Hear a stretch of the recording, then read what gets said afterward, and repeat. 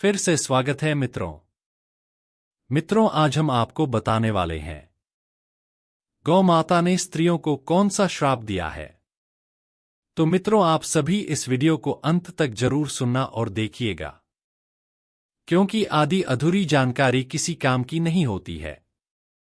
इस एक छोटी सी कथा के रूप में बताया गया है। तो चलिए कथा शुरू करते हैं। एक समय की बात है, भगवान श्री कृष्ण अपनी सिंहासन पर बैठकर भी आराम कर रहे थे।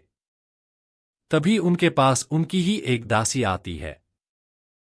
तब श्री कृष्ण बोलते हैं, क्या हुआ, तुम बहुत जल्दी आई दे रही हो। तब दासी बोलती है, प्रभु, जब मैं आपसे मिलने आ रही थी तो रास्ते में एक स्त्री ने मुझसे पूछा कि वह कौन सा शराब है जो गौ माता ने स्त्रियों को दिया है।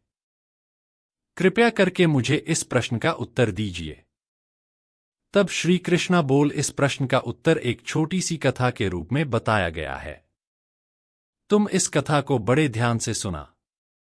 दासी बोली, हाँ प्रभु, मैं इस कथा को बहुत ध्यान से सुनेगी। तब श्री कृष्ण बोल, बहुत समय पहले की बात है। एक छोटे से गांव पिपलिया में रमेश नाम का एक साधारण किसान रहता था। उसकी ईमानदारी और दयालुता के किस्से पूरे गांव में मशहूर थे।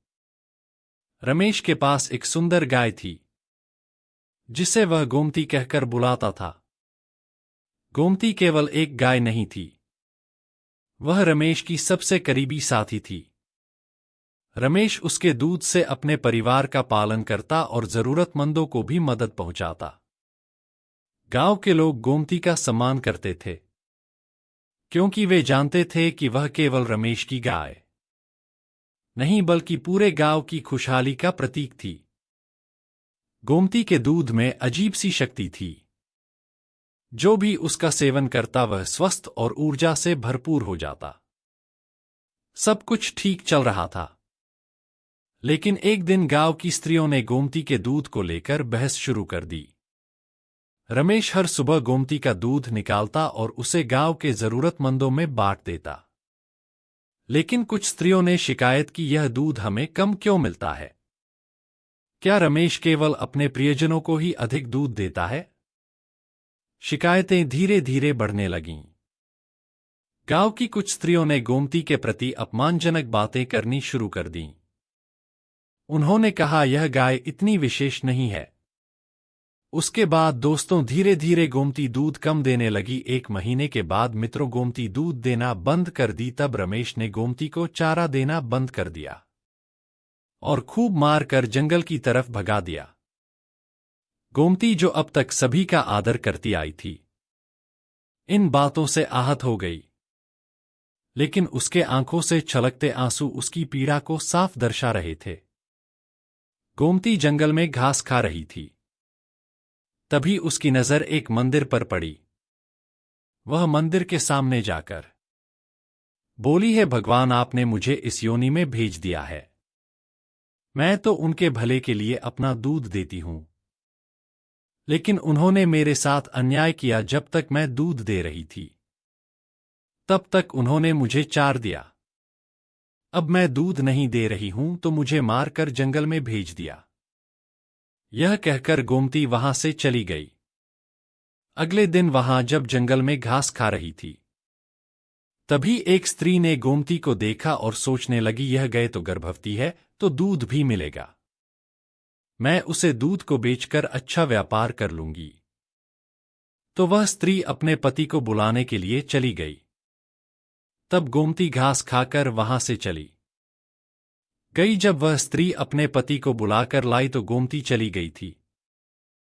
कुछ महीना के बाद गोमती ने एक बछड़े को जन्म दिया और वहीं पर खड़ी होकर घास खा रही थी। तभी इस स्त्री ने गोमती को दिखा और उसके पास गई। तब गोमती बोली, बेटी, मेरे बच्चे को उठाकर मेरे पीठ पर रख दो, क्योंकि यह अभी 8 महीने बाद अपने पैर पर खड़ा होगा। तब तक मैं एक सुरक्षित जगह पर रहूंगी। तब उसे स्त्री ने कहा, मैं क्यों रखूं तुम्हारा बछड़ा तुम्हारे पीठ पर? तब गोमती बोली, मैं तुमको, स्त्री जाति को, यह श्राप देता हूं कि तुम्हारा बच्चा जब तक 8 महीने का नहीं होगा, तब तक अपने पैर पर नहीं खड़ा हो सकता है, और मेरा बच्चा कुछ घंटे बाद अपने पैरों पर खड़ा हो जाएगा। तब श्री कृष्णा बोल राधा, इसीलिए स्त्री जाति के बच्चे 8 महीने बाद अपने पैर पर खड़े होते हैं, क्योंकि स्त्री जाति को गौ माता का श्राप है। गोमती के श्राप के बाद गांव में अजीब घटनाएं होने लगीं। जो स्त्रियां पहले गोमती के दूध का उपयोग करती थीं, वे बीमार पड़ने लगीं।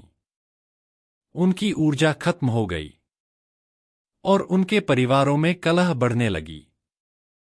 गांव का माहौल अचानक उदास और कष्टपूर्ण हो गया, और कहीं पर किसी को बच्चा जन्म लेने के 8 महीने बाद अपने पैर पर ही खड़ा होता है। धन्यवाद मित्रों, यदि आपको यह वीडियो पसंद आया तो लाइक कर दीजिएगा। मिलते हैं अब अगले वीडियो के साथ, बने रहिए हमारे चैनल से, प्लीज सब्सक्राइब।